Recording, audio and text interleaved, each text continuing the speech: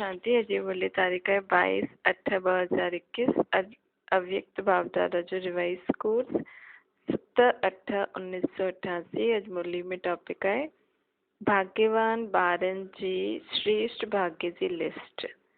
अॼु भाग्य विधाता बाप दादा पंहिंजे भाग्यवान ॿारनि खे ॾिसनि था। हर हिकु ब्राह्मण ॿार जो भाग्य दुनिया जी साधारण आत्माउनि खां अति श्रेष्ठ आहे। छो जी हर हिकु ब्राह्मण आत्मा कोटनि में कोई में भी कोई आहे। काथे 5.5 करोड़ आत्मायूं ऐं काथे तव्हां ब्राह्मणनि जो नंढो सो संसार।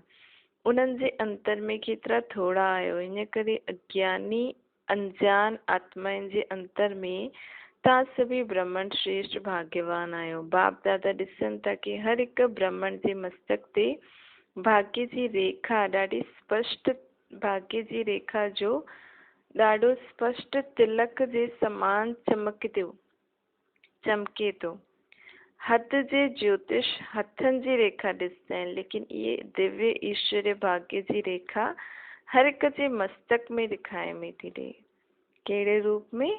तिलक जे रूप में चमके थी। बाबा चवनि था जेतिरो श्रेष्ठ भाग्य ओतिरो भाग्यवान ॿारनि जो मस्तक सदा अलौकिक लाइट में चमकंदो रहंदो आहे। भाग्यवान ॿारनि जी ॿियो निशानी छा ॾिठी?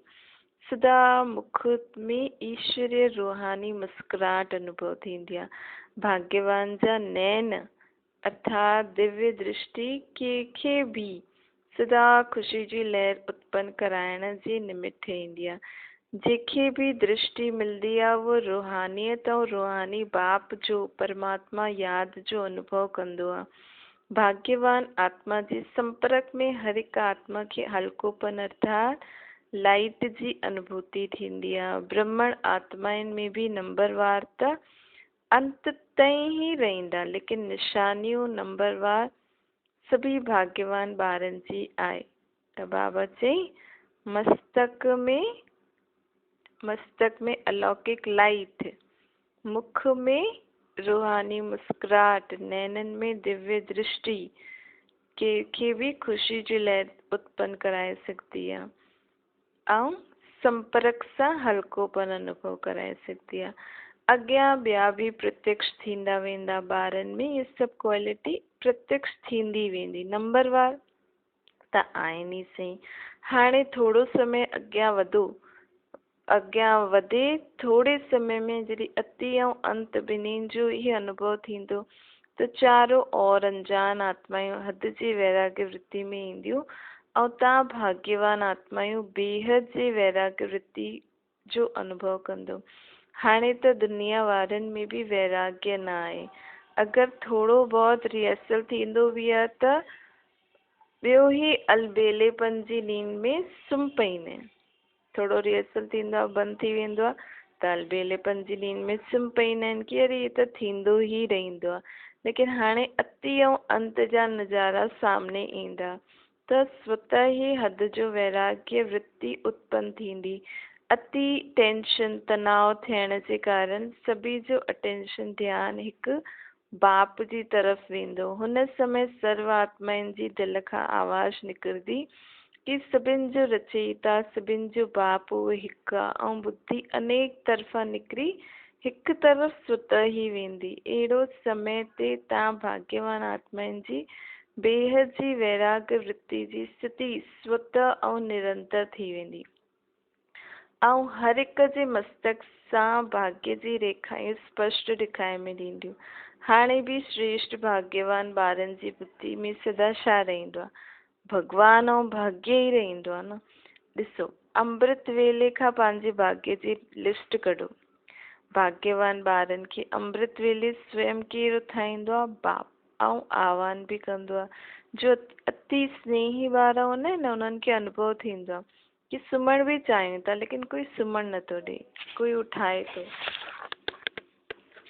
कोई सॾु थो करे, ईअं अनुभव थींदो आहे न। अमृत वेले खां पंहिंजो भाग्य ॾिसो। भक्ति में देवताउनि खे भगवान सम्झी भगत घंटी वॼाए करे उथाईंदा आहिनि ऐं तव्हांखे भगवान स्वयं थो उथाए। केतिरो भाग्य आहे न।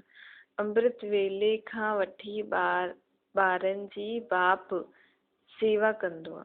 सेवाधारी ठही सेवा कंदो आहे ऐं पोइ आह्वान कंदो आहे कि अचो मुंहिंजे समान स्थिति जो अनुभव करो, मूंसां गॾु वियो। बाप काथे वेठो आहे? ऊचे स्थान, ऊची स्थिति में। जॾहिं बाप जे संग वेही रहंदा आहियो त स्थिति छा थी वेंदी आहे? महिनत छो था करो? सभु साथ में अची करे वेही रहो त संग जो रंग स्वतः ई लॻी वेंदो। स्थान जे प्रमाण स्थिति ही थींदी आहे न। जीअं मधुबन जे स्थान में ईंदा आहियो त स्थिति छा थी वेंदी आहे?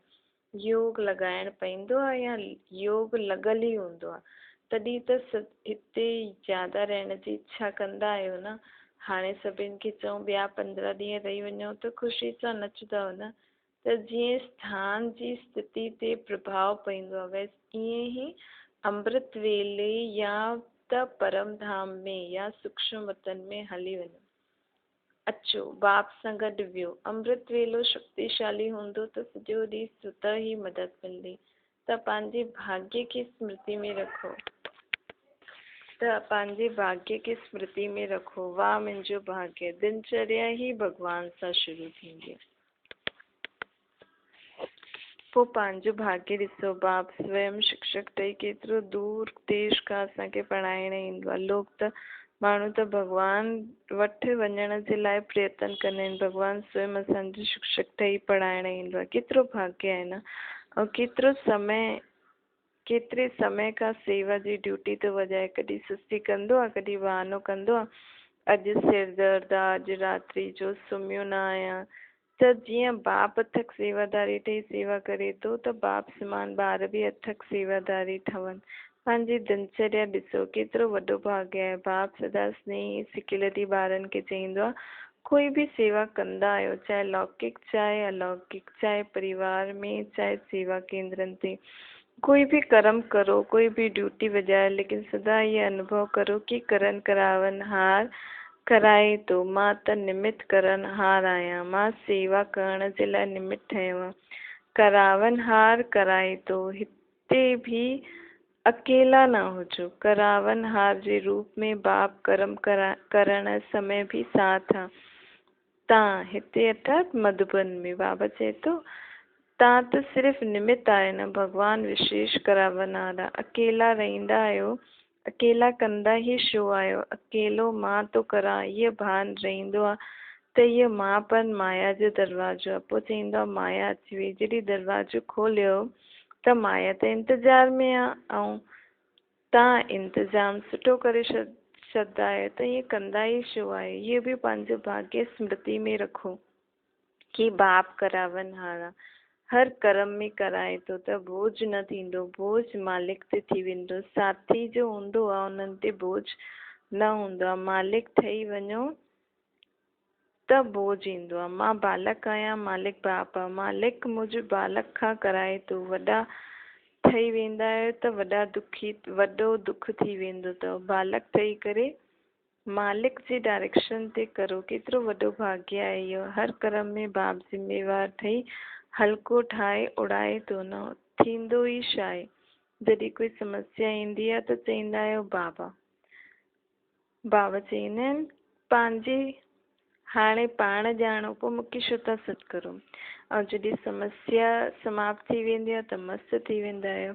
लेकिन ये कंदा ही छो आहियो जो समस्या अचे? करावन हार बाप जी डायरेक्शन प्रमाण हर कर्म कंदा हलो त कर्म भी श्रेष्ठ ऐं श्रेष्ठ कर्म जो फल सदा ख़ुशी, सदा हल्कोपन, फ़रिश्तो जीवन जो अनुभव कंदो। फ़रिश्तो कर्म जे संबंध में ईंदो आहे लेकिन बंधन में न।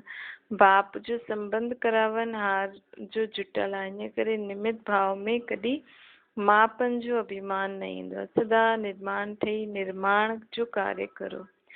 अर्थात सदा निर्माण अर्थात झुकल थी नए निर्माण जो कार्य करो त केतिरो भाग्य अथव तव्हांजो। ऐं पोइ ब्रह्मा भोजन केरु खाराईंदो आहे? नाम या ब्रह्मा भोजन। ब्रह्म भोजन न, ब्रह्मा भोजन। त ब्रह्मा यज्ञ जो सदा रक्षक आहे। हर हिकु यज्ञ वत्स व ब्रह्मा वत्स जे लाइ ब्रह्मा बाप द्वारा ब्रह्मा भोजन मिलणो ई आहे। लोग त माण्हू त उअं ई चईंदा आहिनि असांखे भॻवानु खाराए थो, परंतु मालूम न आहे कि भॻवानु छा आहे। लेकिन खिलाईंदो भॻवानु आहे, लेकिन ब्राह्मण ॿारनि खे त बाप ई खाराईंदो आहे।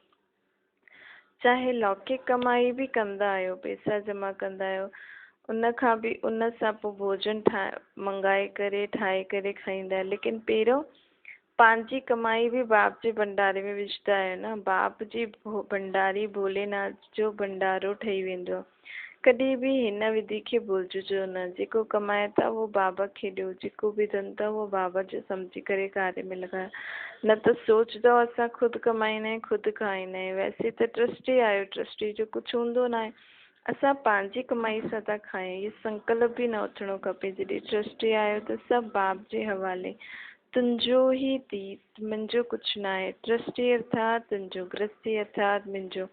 तव्हां केरु आहियो? गृहस्थी थोरी आहियो। भॻवानु खाराए थो, ब्रह्मा भोजन मिले थो। ब्राह्मण आत्माउनि खे नशो हुजणो खपे। बाप गारंटी करे थो न, 21 जन्म ब्राह्मण आत्मा कॾहिं भूखी न रहंदी। वॾो प्यार सां दाल रोटी सब्जी खाराईंदो। ये जन्म भी दाल रोटी प्यार सां खाओ था न, महिनत त न आहे न। इन करे सदा ये स्मृति रखो कि अमृत वेले खां छा भाग्य असांखे प्राप्त आहे। सॼी दिनचर्या सोचो। सुम्हंदा बि आहियो त बाबा लोरी ॾींदो आहे। बाप जी गोद में सुम्हंदा आहियो न, बाप जी गोद में सुम्हो त थकावट बीमारी सभु भुलिजी वेंदव। तव्हां आराम कंदव। सिर्फ़ु आह्वान करो आराम, त आराम अची वेंदो। अकेले सुम्हंदा ई छो आहियो? अकेले सुम्हंदव त ॿिया संकल्प कंदा। बाप सां गॾु यादि जी गोदी में सुम्ही पओ। मिठा ॿार, प्यारा ॿारनि जी लोरी ॿुधंदे ॿुधंदे सुम्ही पओ।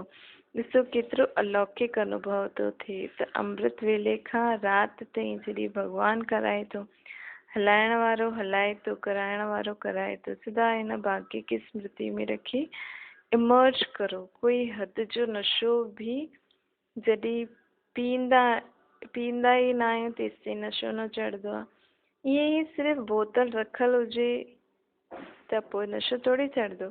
इहे बि बुद्धि में समायल हुजे त, लेकिन इनखे यूज़ करो। अगरि बुद्धि में ई समायल आहे, यूज़ नथा करो त फ़ाइदो छा? स्मृति में लाहिणो खपे। स्मृति में लाहिण अर्थात पीअण, इमर्ज करणु।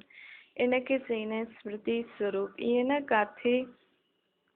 काथे जी ॿियो काथे बुद्धि समायल हुजे न, ऐं ॿियो हीअं न सिर्फ़ु बुद्धि में ई ॻाल्हियूं समायल हुजनि न, उनखे स्मृति में लाहियो। केतिरा हर समय जे लाइ बाबा शास्त्र असांखे डायरेक्शन ॾिनो अथई, उनखे हुन समय यादि करो। केतिरा भाग्यवान आहियो। रोज़ु पंहिंजे भाग्य खे स्मृति में रखी समर्थ ठही उड़दा हलो। सम्झो छा करिणो आहे। डबल विदेशी हद जे नशे जो त अनुभव आहे ई उन्हनि खे। हाणे बेहद जो नशो स्मृति में रखो त सदा भाग्य जी श्रेष्ठ लकीर मस्तक से चमकदी रहंदी, स्पष्ट ॾेखारे में ॾींदी। हाणे कंहिंजी मर्ज ॾेखारे में ॾींदी आहे, कंहिंजी स्पष्ट ॾेखारे में ॾींदी आहे, लेकिन सदा स्मृति में रहंदा त मस्तक जी चमकती हुई लकीर स्पष्ट ॾेखारे में ॾींदी, ॿियनि खे बि अनुभव कराईंदा। अच्छा, सदा भाग्यवान भाग्य हिन स्मृति स्वरूप समृद्धि आत्माउनि खे सदा हर कर्म में करन हार ठही कर्म करण वारी श्रेष्ठ आत्माउनि खे सदा अमृत वेले बाप सां गॾु ऊंचे स्थान ऊंची स्थिति ते स्थित रहण वारा भाग्यवान ॿारनि खे सदा पंहिंजे मस्तक द्वारा श्रेष्ठ भाग्य जी रेखायूं ॿियनि खे बि अनुभव कराइण वारा विशेष ब्राह्मणनि ॿारनि खे बाप दादा जो यादि प्यार ऐं नमस्ते। विदाई जे समय जानकी ॾाढी बम्बई तथा कुरुक्षेत्र सेवा ते वञण जी छुट्टी था वठनि। महारथियुनि जो पेरनि में सेवा जो चक्कर हूंदो ई आहे। जिते वञनि उते सेवा जे बिना त कुझु थींदो न आहे। चाहे कहिड़े कारण सां बि वञनि, लेकिन सेवा समायल आहे। हर कदम में सेवा जे सवाइ कुझु ॿियो आहे न। अगरि हलंदा बि आहियो त हलंदे हुए बि सेवा। अगरि खाईंदा बि आहियो, कंहिंखे खिलाईंदा बि आहियो, स्नेह सां स्वीकार कंदा आहिनि त इहे बि सेवा थी वई। उथंदे वेंदे हलंदे सेवा ई सेवा आहे। अहिड़े सेवाधारी आहियो न। सेवा जो चांस मिलणो भी भाग्य जी निशानी आहे। वॾा चक्रवर्ती ठहिणो आहे त सेवा जो चक्कर बि वॾो आहे। छा ओम शांति वरदाना तमोगुणी वायुमंडल में पंहिंजी स्थिति एक रस हिकु रस अचल अडोल रखण वारा मास्टर सर्वशक्तिवान ठहो। दिन प्रतिदिन परिस्थिति अति तमो प्रधान ठहणी आ। वायुमंडल ॿियो ही बिगड़नो ही आ। अहिड़े वायुमंडल में कमल पुष्प समान न्यारा रहण, पंहिंजी स्थिति स्तो प्रधान ठहण, हिन जे लाइ एतिरी हिम्मत व शक्ति जी आवश्यकता आहे। जॾहिं इह वरदान स्मृति में रहंदो कि मां मास्टर सर्वशक्तिवान आहियां, तो चाहे प्रकृति द्वारा, चाहे लौकिक संबंध द्वारा, चाहे दैवी परिवार द्वारा कोई भी परीक्षा ईंदी, हुनमें असां सदा हिकु रस अचल अडोल रहंदासीं। स्लोगन आहे, वरदाता बाप खे पंहिंजो सच्चो साथी ठाहे छॾियो त वरदाननि सां झोली भरजंदी रहंदी। अच्छा, ओम शांति।